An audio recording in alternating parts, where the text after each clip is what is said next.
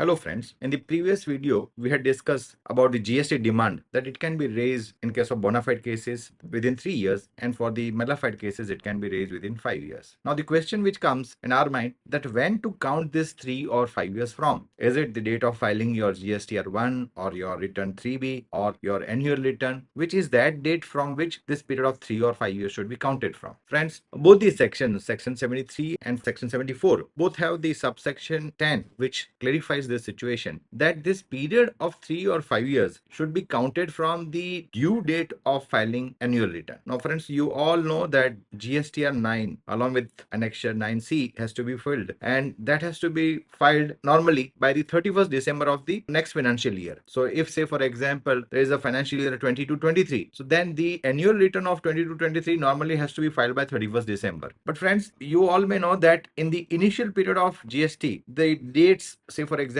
for financial year 17-18, normally the due date of filing annual return should have been 31st December 2018. But since the portal was not ready and department was gearing up, the assessees were also gearing up, so the due dates were postponed, and then finally the final due date of financial year 17-18 was 5th February 2020. So in the particular case of 17-18, the period of 3 or 5 years should be counted from 5th February 2020. As far as the financial year 18-19 goes, normally the due date of filing annual return should have been 31st December 2019. However, in that case also it was postponed, and it was postponed till 31st December 2020. So exactly by 1 year the due date was postponed for the financial year 18-19. Now when it comes to financial year 19-20, the due date should have been December 20, but in that case also it was postponed till 31st March 2021. And as far as 2021 goes, again ideally the due date should have been 31st December 21, but even in that case it was postponed till 20th February 2022. And thereafter for the financial year 21-22 and